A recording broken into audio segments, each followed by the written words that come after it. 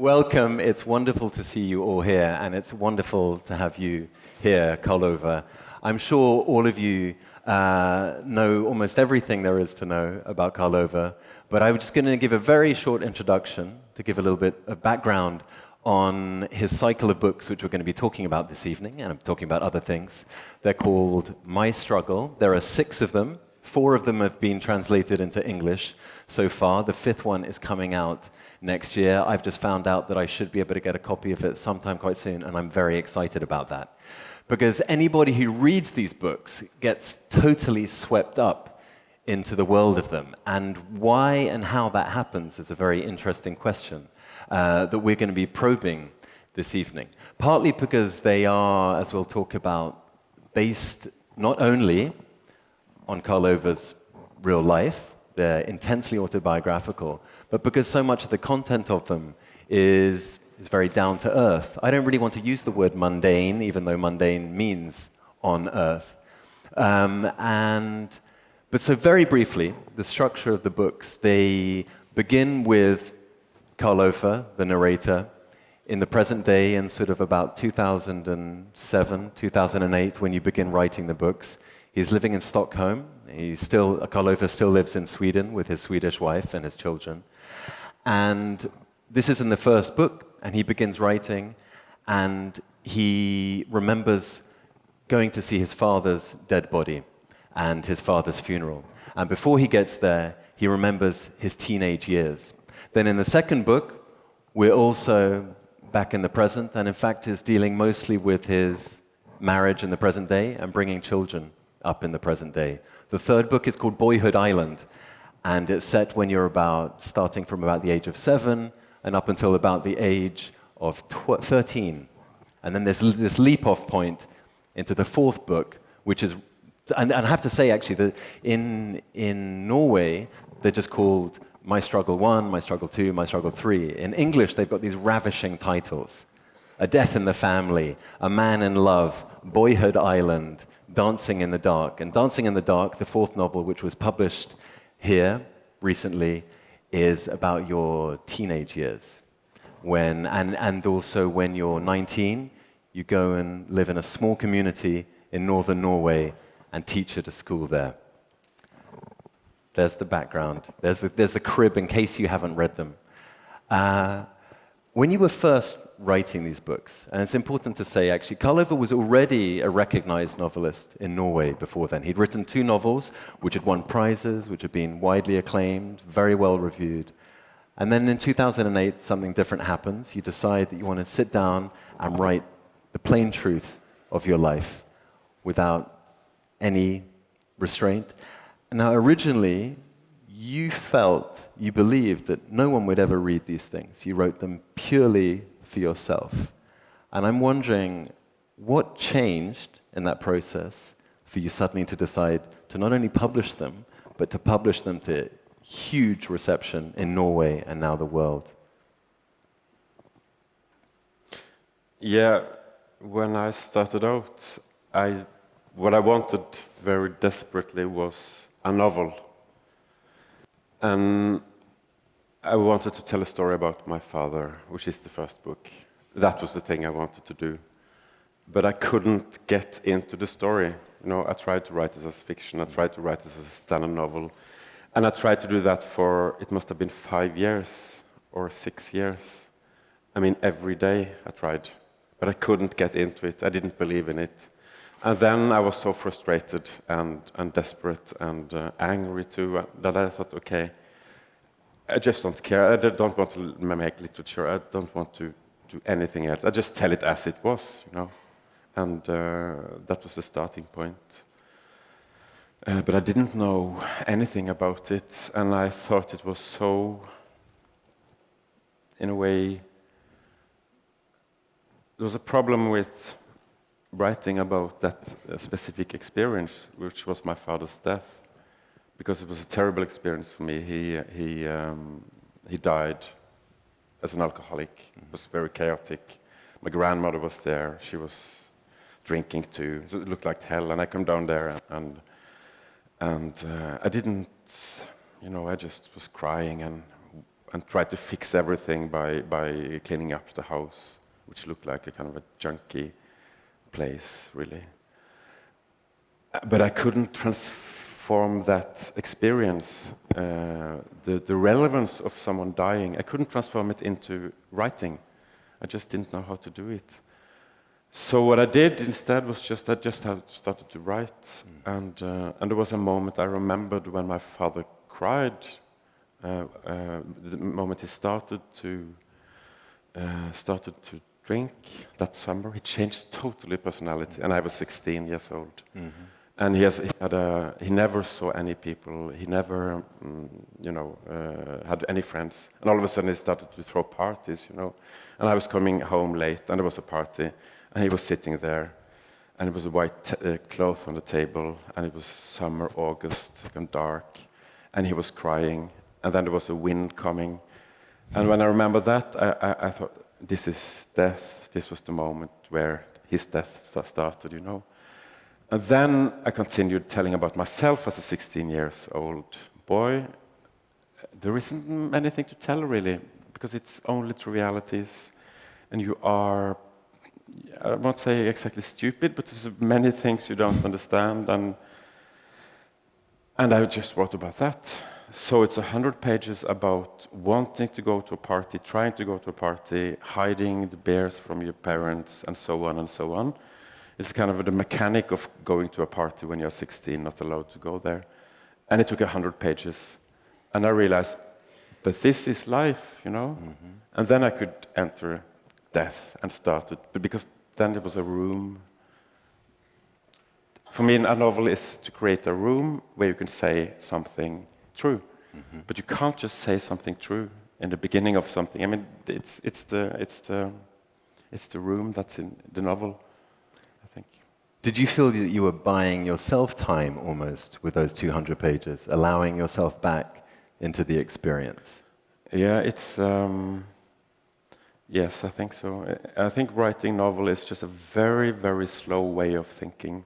You're thinking so slowly that you don't notice you're thinking, It's like that movement. Yeah, I think you're right. But it also, my experience with writing is it's not the essence that's the point of the novel, it's the way to get there. And if things start to come in, I mean, you're going to reach that point, and you can go straight there. But if things start to come up in you, and then you are writing, when you're writing about all the things you just have to write before you get to the goal. Was it surprising you? Was it a revelation to you what was coming out as you entered this process? No, because it was. I thought of this myself as so badly written, very banal, very boring. There was no joy in writing. Sometimes there was joy, but mostly it wasn't, because it felt like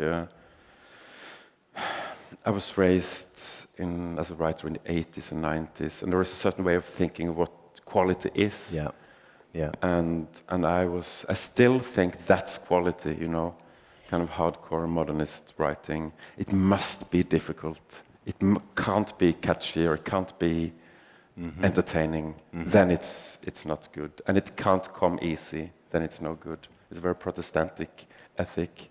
And this just came, I could just sit and write, and then I thought it's worthless, it's worthless. But I'm doing it. And I had some people telling me, this is good, keep on writing. And I could never have written this book without someone telling me that. Yeah. Because it's so hard to confront your own, what's the opposite word of support? It's very hard to be confronting your own, what would the word be in English? Littleness. You're just very little. There's nothing. The smallness. The smallness. The insignificance. Yeah, insignificance. Yeah. I don't want to put words in your mouth, but it's interesting that you say that you felt that the experience of writing it was often boring, because it's something that a lot of people, a lot of reviewers, for example, have picked up on, to talk about the section where you're hiding some beers and going for a New Year's Eve with some friends. And I think a lot of people have understood this in a way of like, wow, this is a new kind of literature. It's a new literature that's moment by moment, and nothing's happening. But interesting, I think, and this is one of those books where talking about the reader's experience is very important because people get sucked into it in a very special kind of way. And so I can say that from my experience, for example, that whole section where you, as a teenager, are trying to get drunk on a New Year's Eve. Well, for a start, a lot of people can relate to that. But I would say even in the novel itself, it's actually very exciting. And it's exciting not just because it's teenagers having life, but the truth is that we know something very, very big is coming. And I wonder if there's almost a traditional novelist at work there. I mean, the book is called A Death in the Family, in English at least. The beginning of the book talks about death and then goes back to your childhood. We already know that you've got this tense relationship with your father. So, you know, if we talk about why have these books about the ordinary become so exciting? I feel that one of the things you've achieved is the ordinary is full of things you can't see. It's full of tensions that aren't necessarily there. But did you feel in that state when you were writing it? I have never thought of it that way, but you're right. For a writer, you see it the other way. If you have something coming, you have the right to write about what's there. You know, that's basically what it is, I think. But there's no consciousness involved in this. There's no planning. It's no, you know, there's nothing like that. It's just writing. But the intuition is almost always exactly right. It's the right thing to do.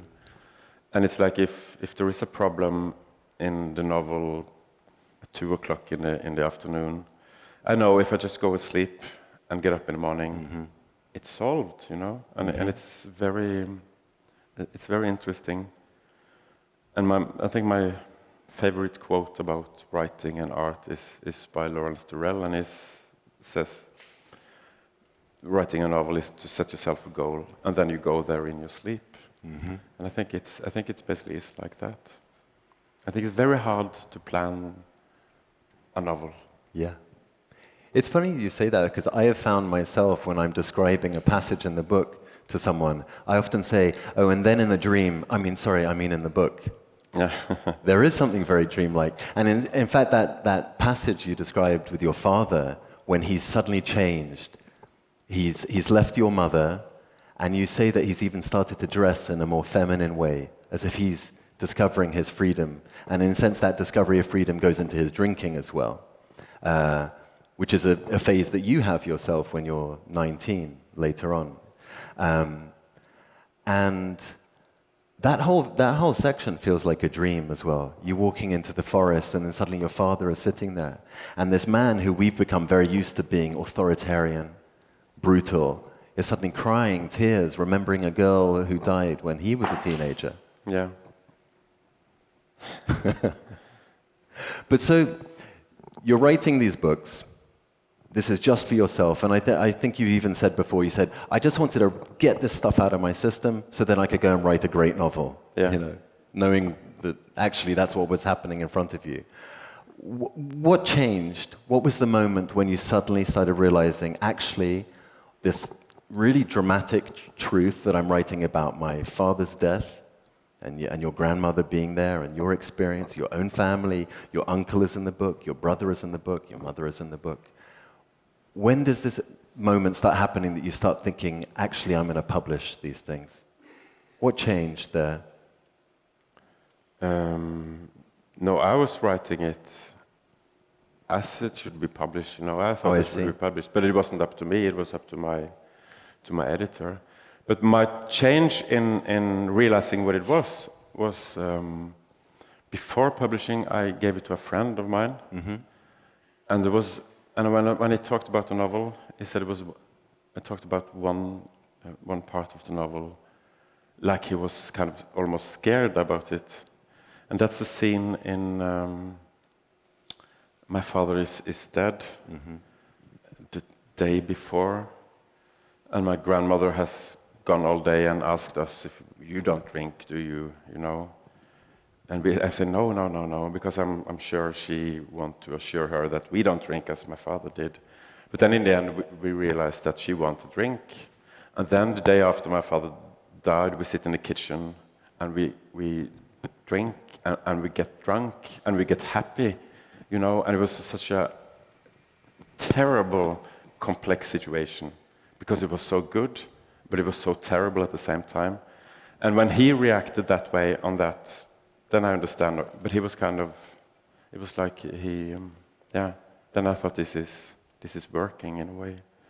I don't know. And then, of course, all the anger from all the other people came. Well, I was going to say, because then before you published it, you showed it to your family members and your father's family members. Yeah. But they wanted to stop it being published. Yeah, they did. Yeah, absolutely. It was a very dramatic situation for a month. And I tried to stop it. And they were, you know, the worst thing the one thing I can't deal with in my life is anger. Mm-hmm. It's people raising their voice. I get so scared. Mm-hmm. It's because my father, I think, he was doing that. And then it's my father's brother, you know, coming with this almost biblical rage against me. And you have done something wrong. It is immoral, you know. I have inflicted pain on them. And I don't have to publish. I mean, the book isn't printed. I could stop it. And that was such a... It was hell for me. And also very morally difficult because they were saying, you know, that how can you say that your book is more important than our life, you know? And I can't say that. But it changed for me when I realized that who are you to say that you can't write about your father, you know? But it has many aspects, this conflict, because they said that this didn't really happen. Your father didn't die of alcoholism, he had a heart attack. And there was no drinking, there was no bottles. This just didn't happen. It's all a lie, you know? And when you write, you use your memory and you use your imagination, and those things are very, you know, connected. And I have often used my father's, not often, but occasionally used my father's destiny to become interesting myself. You know, I can use it like, you know. And then like a good story. Then I started to doubt: did it really happen? You know, did this really happen? And I called my brother, and he said, but he was in shock. He doesn't know the details. He didn't. He said, then there was no witnesses, and was this just a novel? You know, and had I just been exaggerating and almost? So that was. It was so terrible to be in that situation where I also had to decide to publish it. And then we published. I decided to do it. And then something interesting happening, because there was someone writing a letter to me, and that person said, I was reading this book, you know, about your father's death, and I remember the house, and I remember I was in that house, you know, and she wrote me, and that was one of the medical person who was bringing my dead father out. And she told me how it was. She told me exactly what was going on, and that was a terrible letter to get to, because it actually was worse than I know. It was worse than what you saw when you arrived in the house. Yeah, it was. I mean, there were bottles everywhere by the time. Yeah, and it was worse because, and that's very painful. But that was because he had been lying dead longer than we knew. So he has been dead, and my grandmother has been there, and she was too confused to call anyone out. This is an awful, and I still feel very guilty for just going there, you know, because it's so. This is people. This is my family. This is, you know. Yeah. But then again, it's the truth, and it's my father, and it is. These things happen. I don't think it's dangerous. I don't think it's anything wrong. But by telling this, you know, I really don't. But these things are very difficult, of course. Is that what I mean? Because exactly, I know that you feel terrible guilt about having published it, and as you say, the word you use is immoral, as if it's a sinful thing to have done this. But something stronger was there. Yeah, but it is. I've been raised in this. This is also a kind of literature for me is freedom. It is a liberating force in my life, and it is as a reader, but also as a writer. So this book, in many levels, is a way of getting, free.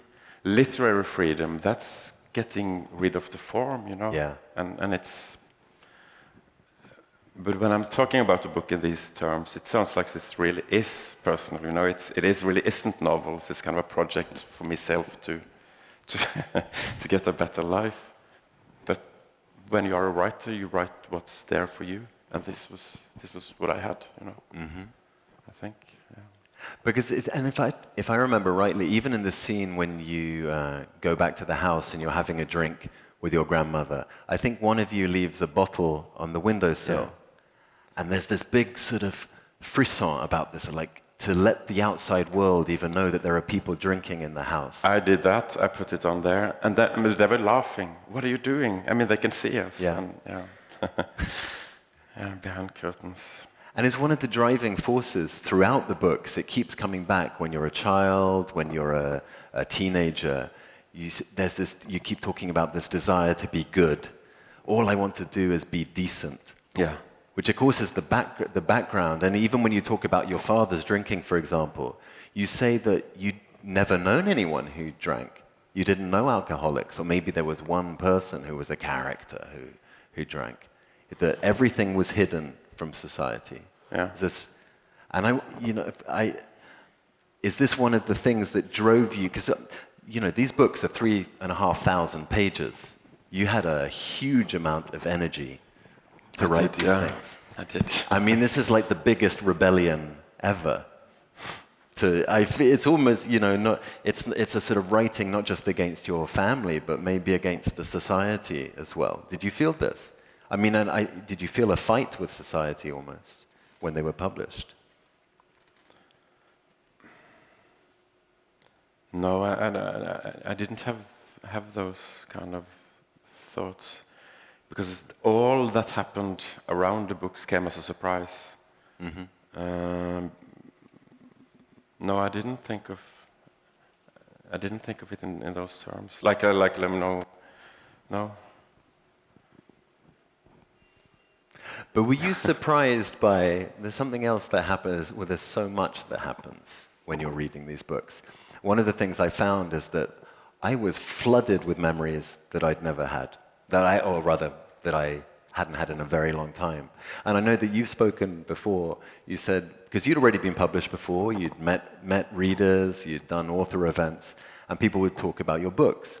And now when people come and talk to you, they say, oh, I loved your book, and then they start talking about themselves. But I could see this happening when I was reading, for example. It's like it all came back to me, things I hadn't thought about in years. And I wonder how was the experience for you writing these things? Did you find almost like a process of psychoanalysis that you went back to these worlds? I mean, you can feel that the worlds are very intensely inhabited in the book, so much so that each book feels very different. The one in childhood, Boyhood Island, feels completely different to the one where you're a teenager even. Did you really live in those worlds when you were writing? Yeah, and I think the childhood book starts with just, as I'm saying, I may be having 10 iconic memories, and there are some photos, and that's my childhood. And that was how it felt. And I also had a view on my childhood, an understanding of my childhood, This happened, and I'm become the one I am, based on those things. But when I started to write, it was like, it's like what's happening in the book. It's like it's opening up, and it starts to come more and more. It's could be the same in psychoanalysis. I don't know if it's like that, But it's very age-related. I think we have all the ages inside of us still. And writing it's just a matter of getting access to them. And it's very strange because it's present, but it is not conscious, you know. And if you kind of open it up and let it flow, what happens to your identity? What happens to the one you think you are, you know? But because it's so contradictory, everything. And that's just being 7. And then you have being 32 or 17. And it's all kind of, if you open up, very, very chaotic. And that's the most interesting thing for me, relating to identity in that way, you know. Try to open it up, try to make it much more floating and complex, and get away from the kind of role you have, the reading you have of your own life, you know, and this and that, and because it's a necessity to have that, because we have to function, you know. But in a novel, you could just let go of that, and so it was kind of, this book is very much about identity. But then there is also the sound of being 17. It's so different from the sound of being 7 or 40. And I wanted this book to be, you know, very different. So book 4 is, that's about being 17, 18, and having no insight in what's going on, and having no idea of anything, and being completely unformed. You know, but still have all these desires, and you don't know where they come from, even, you know, which are driving you in those directions. And that was the only book which I thought it was fun to write. But that's because I didn't totally identify with myself as 17. That was impossible, because for him it was terrible, really terrible. I wonder if it's very distinctly, I think, the funniest of the books. And also because it's almost as if you're playing God with your past self, that when you talk about the desires driving this character forward, I think we can be explicit about the fact that this desire is to lose your virginity. Yeah. And the book almost becomes a comedy of not losing your virginity. Is it going to happen? Is it going to happen? Yeah. And there are so many moments you think, it's happening, it doesn't happen. It never... And I don't know, I was wondering, I could feel you having fun with this almost. Yeah. You're being cruel to your past self. Yeah. I mean, it's all true. Yeah, but it really was like that, and I thought it would never happen. I thought, I can't, you know? And that was how it was, you know? It was so terrible thing. It was fun now, but then it was like the only important thing, you know? The only thing I had in my mind. And the book is 500 pages long. I tell you, for the reader, it feels like it's never going to happen sometimes. But it has a happy ending. It has a very happy ending. Yeah. And I have to say, a very surprising ending as well. It's not quite how you think it's going to be. I wish we could talk about it, but I don't want to spoil it. And it makes me think, in fact, that one of the very surprising things I think about the book is that people focus a lot on 50 pages at a child's party where nothing is happening, 200 pages on trying to find beer when you're 15 on New Year's Eve. But you're very playful with the structure and with the pace of the books. And in fact, the ending of all 4 of the books, if I've got this right, they all end on tiny moments, in fact. They're almost, and I know that in the books you're trying to get away from fine writing, away from achieving the sublime, as you've said yourself before. But actually, I felt there was something almost sublime about a whole book that's describing huge tracts of time, and then suddenly at the end it's just one tiny moment. There's at the end of the Boyhood Island, for example, you're leaving the small island where you've grown up, and you see a dandelion, I think, and you see the filaments coming off it, and you suddenly notice in this moment, and that's where we end, with you just realizing, oh, the moments are just going. So I wonder if you're sort of, if you're very restrained about not making anything too dramatic, not making anything the key moment. It's almost as if I wonder, was it important to you to feel that you weren't following a traditional structure in books? In a way, yes. Theoretically, yes. But it's like, I think the facts about novelists, and it's only not me, it's all novelists, is that they can't write novels, you know. You have to invent it each time, and you don't know how to do it, and you have to try, and you have to move, and I mean, and that's what it is to write a novel. So, and if you know how to write a novel, then it's not a novel, you know. Then it's something else, I think. And I have never thought of the endings, but still, you know when a novel ends. You just sit and write and write and write and write, and then okay, it stops. And that has just happened. Now I'm writing the opposite of my struggle. I'm writing short texts, one each day. Yeah. So that has a specific ending each day, you know. But it's exactly the same thing in a very short space. And it's the same kind of movement. And that form forces something completely different out in the light, you know. So the form is determining what you are writing almost by itself, I think. But you are looking for it, and then you find it. And then the things you want to say just pops up, you know, I think.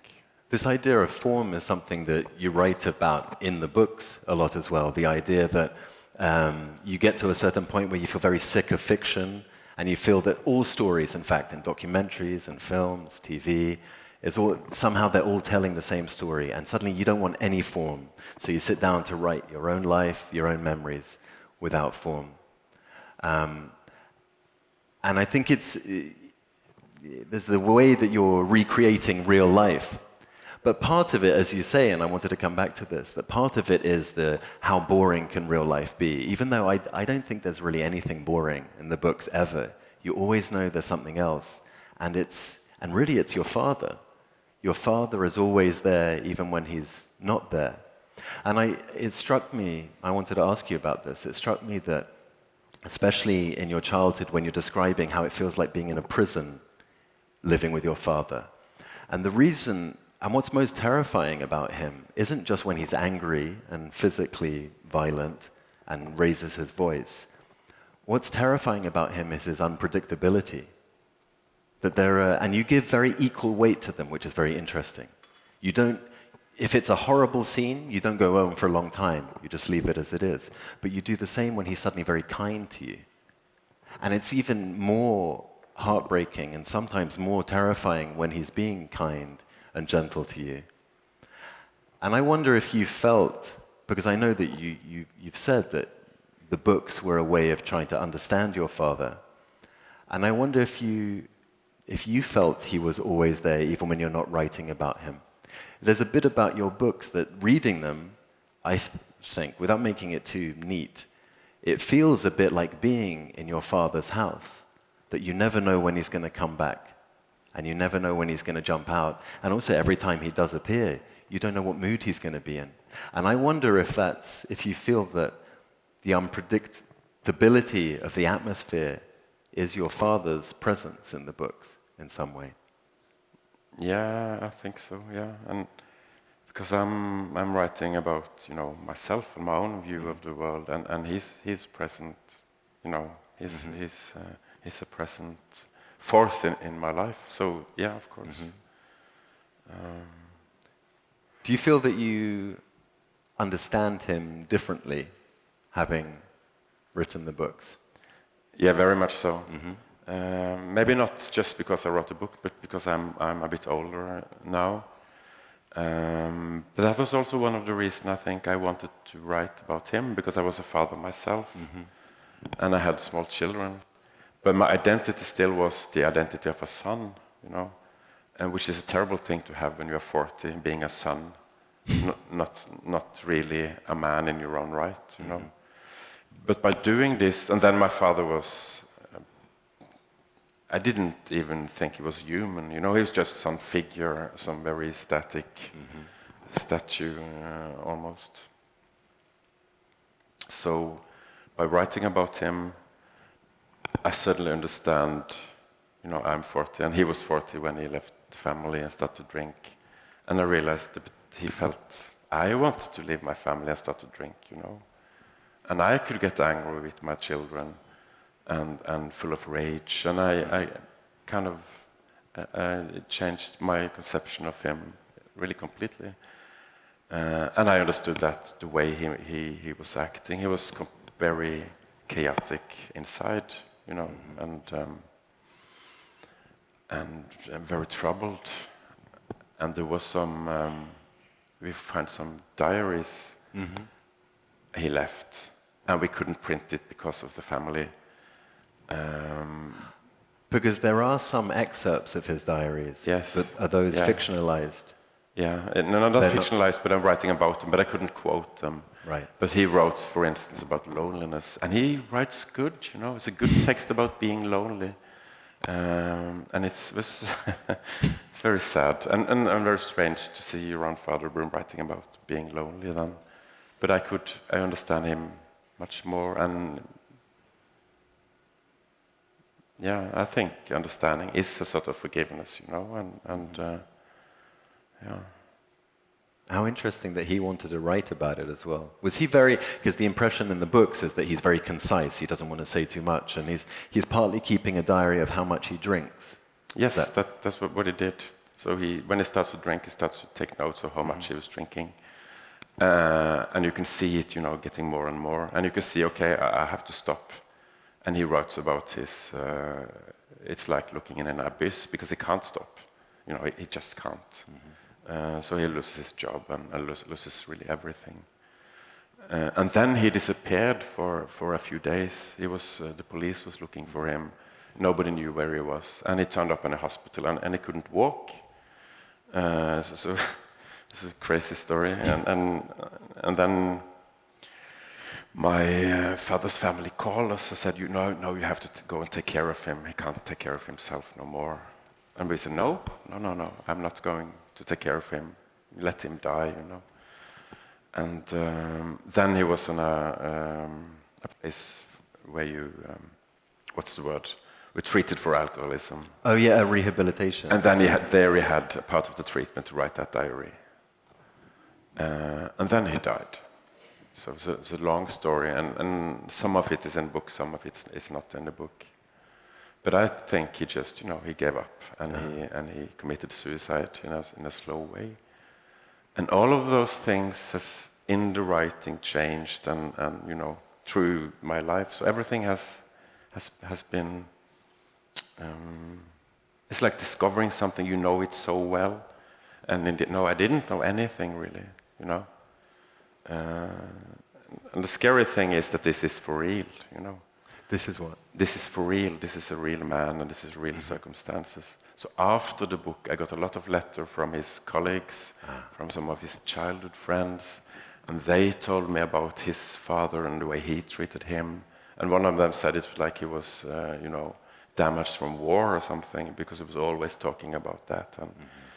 And these things were set in motion because of these books, But still, my only intention was to make novels. That was what I was doing, I want to make a novel out of it. I wanted to use my father to make a good novel. That was really my ambition. I think, if I'm trying to be very honest, that was what I was doing. Do you feel proud? Proud of these books? No. I don't. I've just told you how terrible it is, and how much guilt I feel. No, I'm not proud. No. You don't feel pride at the achievement of it and at hearing how powerful they are for people? I can feel that I'm very lucky, and I can feel very, very happy because so many doors has opened up, and I can do a lot of things now. And I'm very glad I did it. For me, it's a document. I mean, if I started writing 1 week later, it will have looked completely different, Then I will maybe pick another opening and maybe gone that way instead of that way. So for me, this is a documentation of a writing in 2 years, and that's it. And I'm not. And if I open the book, I see, because sometimes I believe the hype. Sometimes I think, yeah, but it has to be good. You know, it has to be good. And I may do the mistake, and I check, and I see. You know, just have to see 2-3 sentences, and I can't bear it. And that's how it is. I've got some advice for you, but I don't know if you'll be able to go through with this. Is that for a couple of years I would look at extracts. I hadn't read the books before, and I would look at extracts of them. There are lots of extracts in the New Yorker, for example. And I would read the extracts, and I wouldn't feel pulled into the world. And I thought, I'm not quite sure what this is. And what I can say is that I don't think it's writing that necessarily works in small chunks.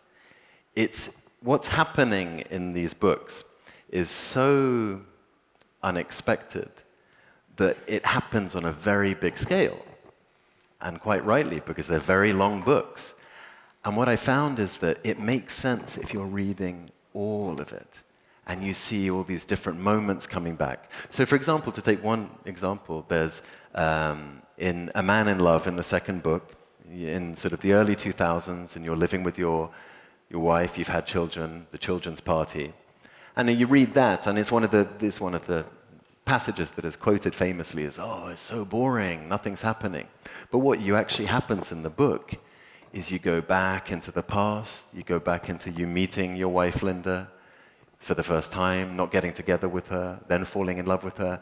And by the time you come back 400 pages later, you've understood what really lies behind the boring children's party. Is you realize there's a life there, and two people with their infinite complexities and experiences coming together. So, and of course, and you're reading this, and it's reminding you of the fact that you're rediscovering your father as you're writing it. Everybody has more depth. So my advice to you, if you can do it, is to read all of the books, and I think they'll feel very different to you.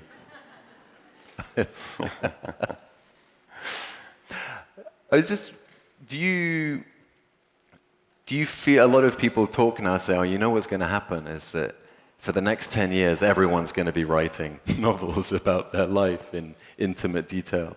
But do you feel that you maybe stumbled on something bigger as well by writing so specifically about yourself? Because you discuss in the books even themselves, you talk about 19th century literature, talk about Balzac, Zola, Dickens. And of course, their idea of big novels was to write about society in general, to write about lots of characters interlinking. And of course, your books are, in a sense, the opposite. They have a very big canvas. They describe different periods of time. But of course, we're locked in to one consciousness the whole time. And I wonder if you feel that there's a very important essence of our times and the kind of societies we live in that kind of narrative.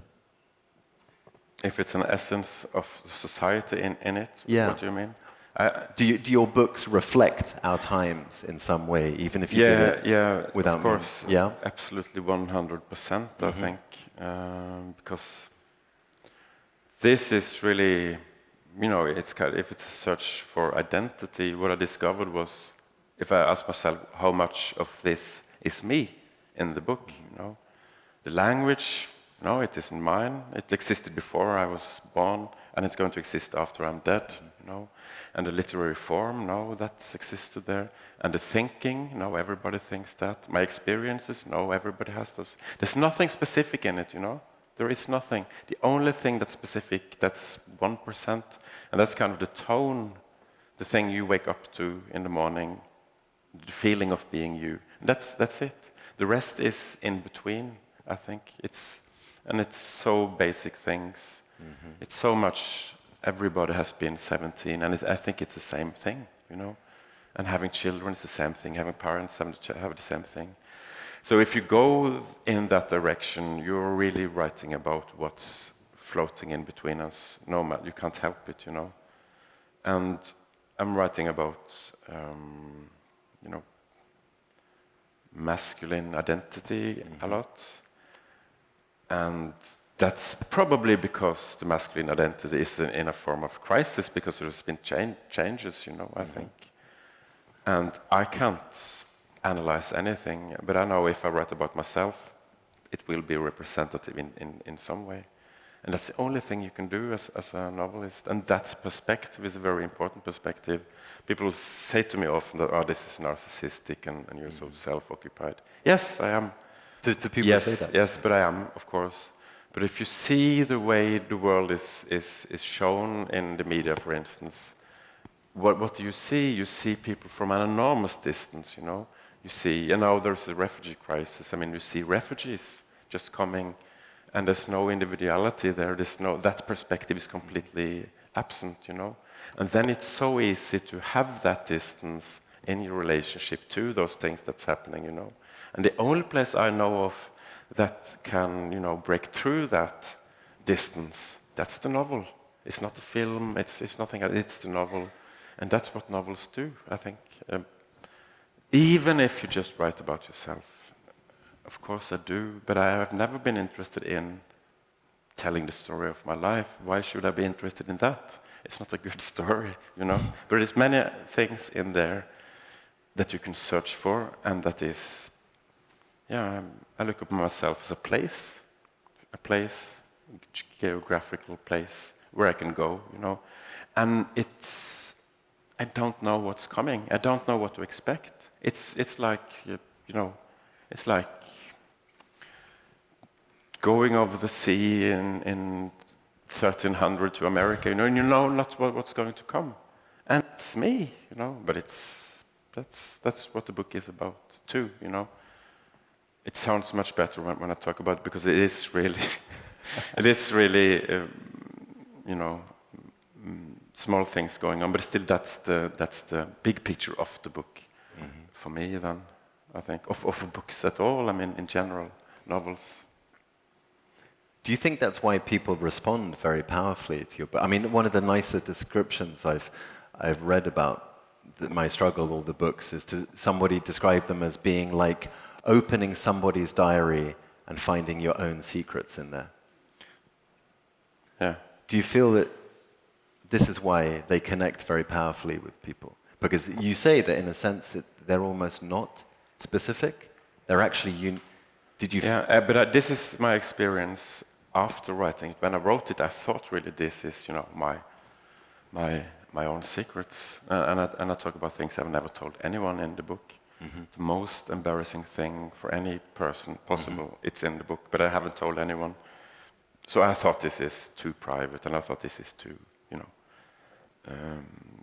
but in the end, that's the thing that made people read it, I think.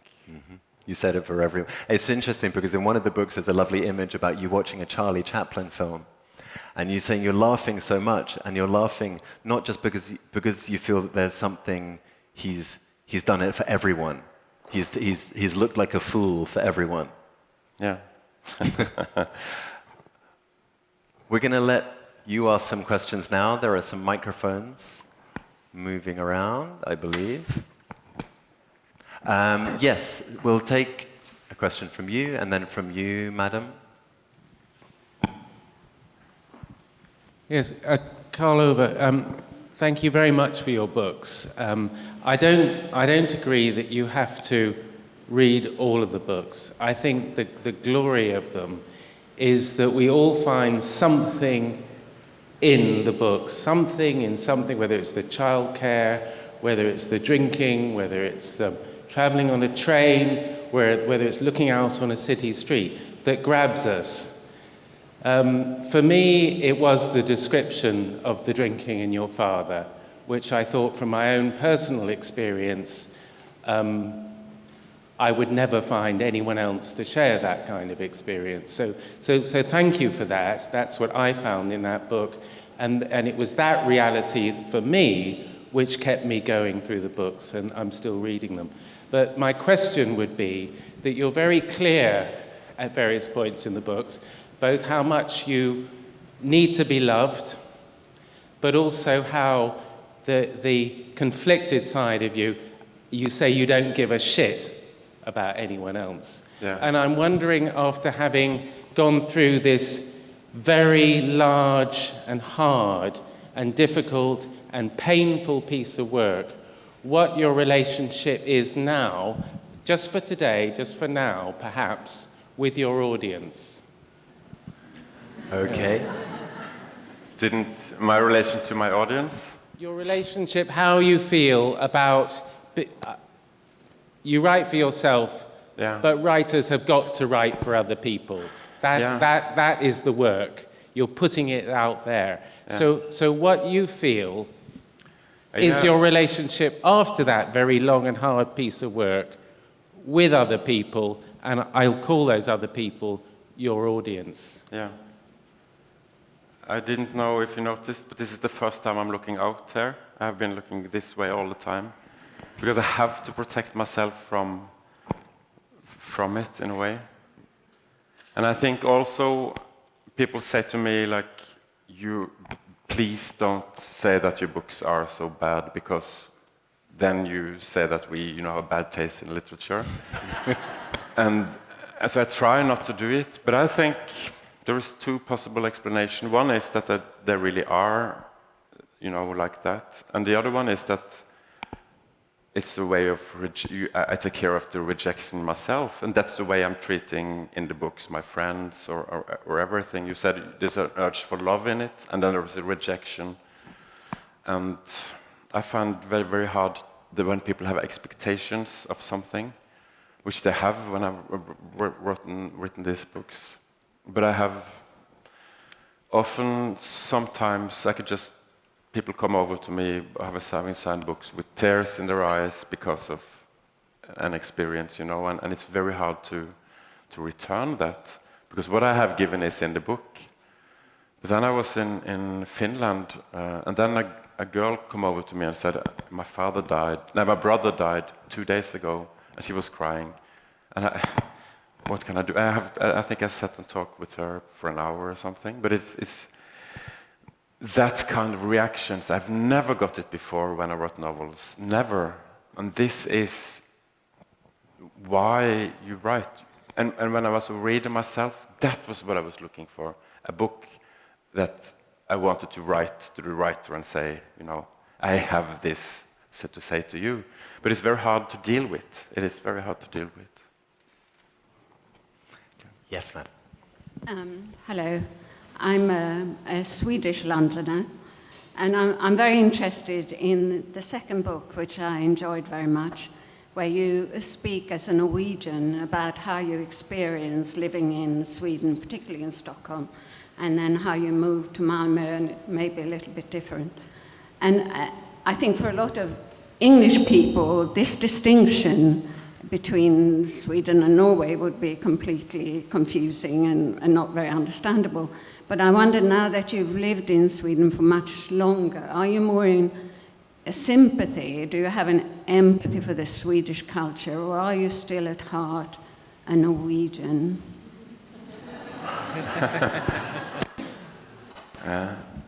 If it's no one from the Swedish press here, I maybe can give an honest answer. That's interesting, because it's a slightly cultural difference, which I didn't recognize before. I thought Sweden and Norway was the same. And Norway is very egalitarian in a way, and Sweden is not. Sweden is it's very, what you call, a consensus society in a way. And I didn't know that. And when I come there, I knew only something was wrong. I got so angry so often, and I did mistakes, and I didn't know what kind of mistakes I did, but just something was wrong. And that's a general experience. I mean, if you go between cultures. And I can't imagine how it must be to come from a really foreign culture and into Scandinavia, for instance. But the thing I dislike strongly in Sweden is the public, the media, the cultural middle class. I don't like that. I have problems with that. But I love living in Sweden, and I love Swedish people, and it's nothing to do with that. But that's the kind of a culture I dislike. And I can see, when I moved, I many things I disliked in Norway, and now I can see both from outside, which is, as a novelist, it's a very good position. So I have engaged in debates in Sweden. When I get too angry, I write, a letter to the newspaper, because in Sweden there is a certain things you can't discuss openly and you can't talk about. And everybody wants really to do it, but you can't. But if you are from Norway, you are free to say this, And I don't get my money from Sweden either. My colleagues in Sweden do, so they can't say this, even if they think it's. So it's very complicated, but that's how it is between every country. I mean, it must be the same here. You must have a country that's almost like you, but still there is differences, I guess. Okay, yes, over here, and then we'll go back to you in the middle there. Obviously, when you're writing a novel, your choice of words is very key to the soul of the work, but it's translated into 22 different languages. So do you think that the soul of the work is different because we're reading it through someone else's interpretation? Yeah, that's a good question. The only language I can check is Danish, Swedish, and English, really. And I don't read... translators ask me, do you want to read it? And I say, no, I don't. It's all up to you. Because it's not about details, and not about getting things right, it's getting the flow right and the voice right. And you can't fix that. Either you have it or you don't have it. So I haven't read the English translation, but I've read loud from it. And I remember reading first time My Struggle 1. It's a childhood passage. And I didn't realize that I read it in English. I mean, exactly the same thing came up from it. And that's wonderful, because that's a translation. I'm sure there is mistakes and things in there, but I think it's a very good translation. Yes, sir. Hi. You were talking earlier about how when you write literature, it's as a way of gaining freedom from something. And I just wondered what that something is. What do you think you're gaining a sense of freedom away from? That's a good question. So many things.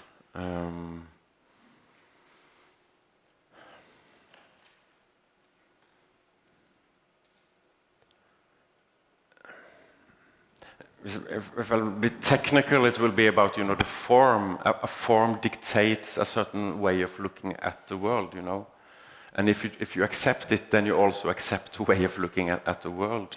And maybe you are satisfied with that. Maybe that's okay. But if you want, to be more precise or more accurate or more sincere or more like it is, you have to break free of that. And it's also like you can think whatever you want to think, and in normal life you can't do that. And you know that if you're writing, you go there. No, I can't think that, And in this book, I have let all those places be, even if I know, that's sexistic, or that's, But it's there because I did think it, and that's one way of freedom, I think. And being a Protestant, freedom is a very problematic, word.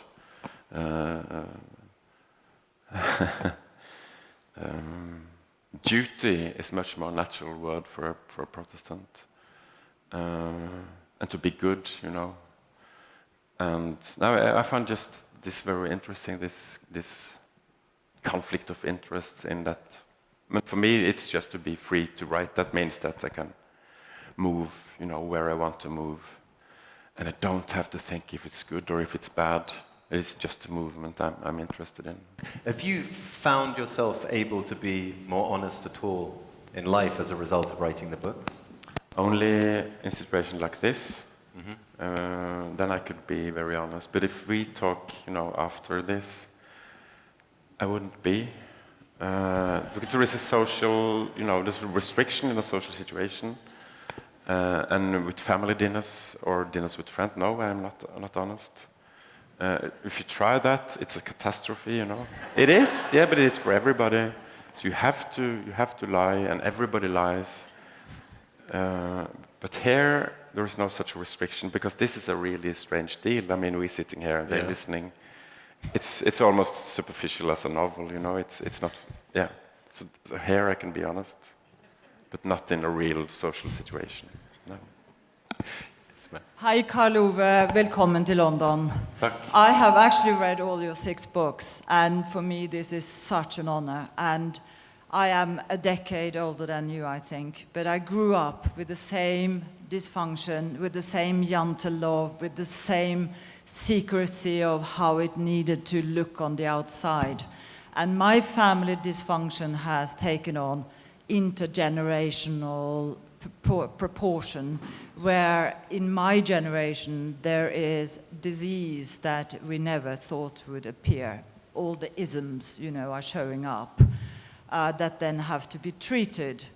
Do you find that, because we are talking about going back to the war, and my grandparents, couldn't really bring up children because they were so traumatized, everybody was so traumatized. Do you find that your children today are suffering to a degree from the heritage that we so kindly were given by our parents? This is a good question, because if you have children yourself, you see that they so clearly are a person, an individual, and it's almost like you could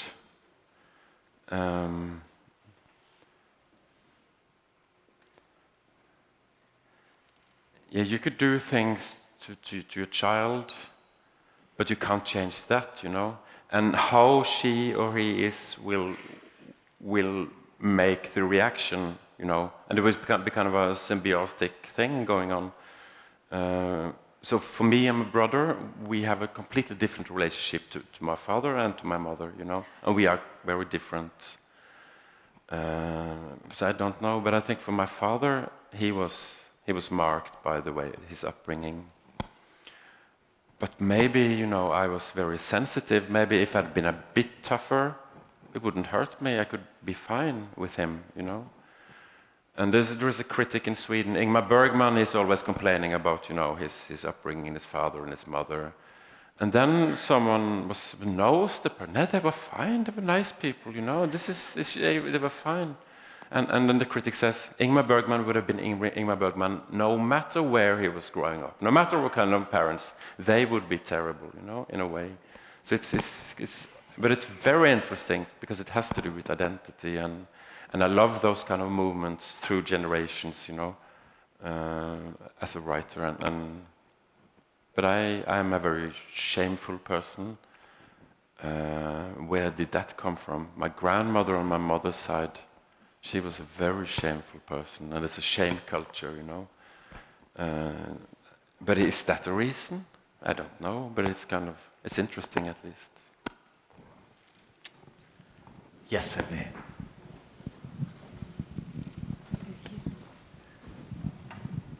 Hi, I had 2 questions actually. One is, I think most novelists would agree that they start with a kind of emotion about the situation, or maybe that is based on reality, and then they work in such a way that they can disguise characters or situations, play with things so that the people aren't recognizable for obvious reasons. Do you think if you hadn't had that first kind of primal hurt from your father, you might have carried on being the kind of novelist who just disguised the truth? No, I don't think so. I think it was almost aesthetical reasons too that made it, because I wanted to get as close as I could to reality. That's a very banal thing, and it's a very banal way of doing it. But I could have just changed all the names, and the story would be exactly the same, and you wouldn't notice. But I wouldn't. I would keep the names in. It was very important, because the names is the only thing that's written about. It's the same that you could take from reality and into a book. The rest is you have to transform to language. So that was very important for me. But what I'm saying is that the experience of having the father that you did sounded anyway such a kind of extreme version of fatherhood and being a son. If it hadn't been that extreme, do you think that you wouldn't have been pushed to do that, or do you think you would have anyway? That's I don't know. I don't think it's. I don't know. I can't answer that. Okay. But I don't think so. I think it's much more. Has much more to do with me being a novelist, trying to find out a relation between literature and life in many senses of many dimensions of that. And that was the most important thing, I think. Thank you. And just one other very quick question. There's a kind of hallucinatory quality to a lot of your recollections. I mean, I think we all have certain moments that stand out in our childhood, but not weeks and weeks where we can remember what we did every day. Did you used to keep diaries, or did it come back to you as you were writing? It's no diaries, but it is also composition. You know, this is things from different days made into one day. So it's not a documentary. Yeah. And it is composed in a way, but the memories are exact in a way. Thank you. Yes, sir. At the back. Oh, sorry, just wait for the microphone. Thank you.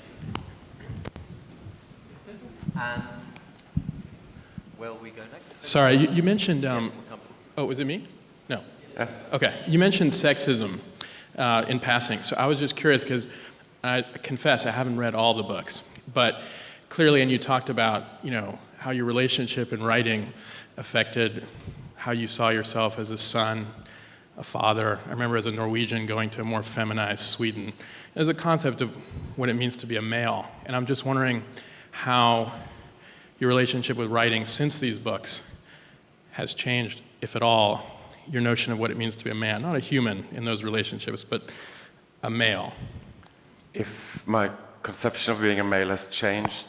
Yeah, since writing those books. Writing? Because obviously there's, it's a totally different world where you grew up in Norway as a boy, as a son, as a father, then going to Sweden as a man relative to it. I'm just curious if, how you think about at all male, the concept of being a male since writing these books, if it's changed at all, because you obviously talk about it in the books. Yeah, it has changed very much in just one generation, and especially the role of the father is completely different from when I grew up. And all my friends are fathers in the same way, and I don't know why that is. It just happened, seems like. But I find it very, very interesting, just that transformation.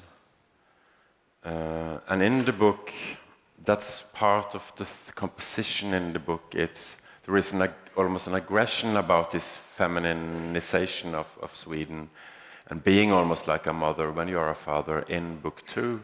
But then in book 3, you see this boy, he's very feminine in a way, and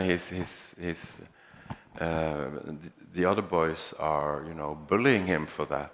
And you see, okay, here's a man that has a problem with his male identity when he's 12, So you can see the changes in that in a personal way. And then you have the thing in society in general. But now I don't care. I mean, I have so many kids, and if I start to think about that, I wouldn't survive. So I just don't care. I just do what I have to do and don't think about it. That's how it is. There was a lady just here, somewhere, was there? No? Yes, the lady there in the middle row. I was going to... You have this investigation of your father in the book. If you could ask him one thing now to settle your curiosity, what would it be?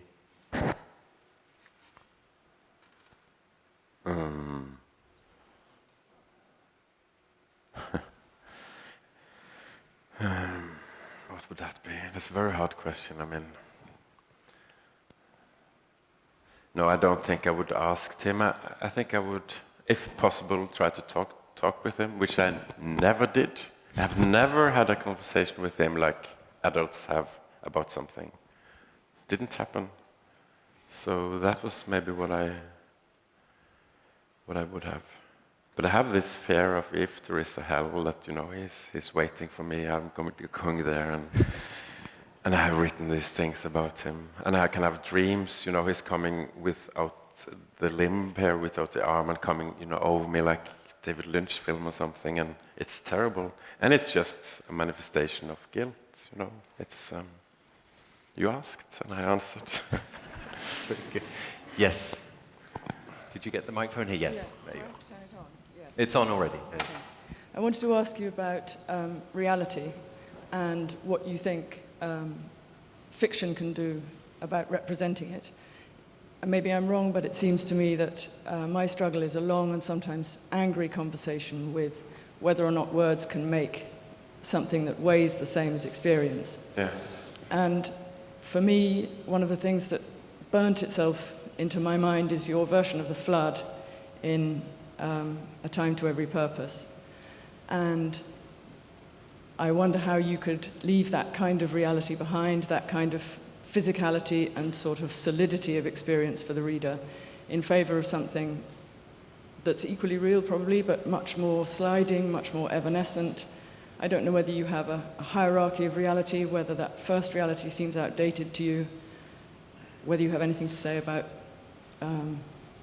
where you would go from now, from here. Yeah. What I think literature is, when it's the best, it's the thing itself. You know, that's the ultimate thing with literature. What my writing is about the thing. You know, it's circling around it, but it's not the thing itself. So the greatest novels all have this metaphor or this thing that you can't define, but it is centered around it. It's like Moby Dick, or The Magic Mountain, or The Process by Kafka, or whatever, which are dealing with reality, of course, but in a completely different way. And the most shocking book I've read the last 4 years, is by Ben Marcus, called The Flame Alphabet, which is completely unrealistic, almost hysterical unrealistic, but still it is very precise and very, in ways I don't understand, but it just evokes so much. And that's literature for me. So it's not about if it's fiction or not, or if it's reality or not, but it's about finding those places which create something which is kind of bottomless. And Moby Dick is my best example, but I think all great books has that kind of setting in a way. So you can see yourself, you're going to be writing more fiction now. Will you write autobiography again? I will never write an autobiography, and I'm going to write fiction, yeah. It's the only way to go. The man who destroys fiction in the present day, the only thing left for him to do is to go and write that great novel. Yeah. Yes, sir, just here. Yeah, in the stripy top. Yeah, I was wondering if your own story of your own life changed while representing it. If my own story of my own life changed. Yeah, the perception of your past and the story of your own life. life. Yeah, very much so. Yeah, it did. Because there are connections you don't see in your own life, but you can see it when you are writing. If you are writing unconsciously, you know, there are so many patterns in the books that I didn't think of, which also is patterns in my life. So yeah, I have. Yeah, I do. And there are also I always thought of myself as a good person. Really, I'm trying to be a good person. But by writing this book, I discovered something else in me that I wasn't aware of it. You know, a certain coldness, a certain unempathetic side, which I think you have to have if you're writing or doing something. You have to be detached from what you're writing. But it was terrible to see so openly that this was inside of me. I didn't know about that. I should have known about that, but I didn't. It's the lady just here. and then a microphone to the gentleman here. Sorry, I was just wondering if you're still in the doghouse with your wife. If I still... In the doghouse with your wife, was it hard to write about her? Yeah, it was hard. It was hard. I told her that I was going to write about her. And she's a writer herself. And she said to me, yeah, but if you do, you have to go all the way. Because the worst thing that can happen is that I'm, you know, boring in the book. And she's not. But she was shocked when she saw it anyway. But she, not about what's in the book. She said, yeah, go ahead, print it. It's not a problem. That's fine. But we have to talk, you know, about what's in the book. And that's. So I think she was deeply hurt. But I think also she think it's true in a way. But the thing is, if you are a couple, you can't, the truth is that's not an option. It isn't an option.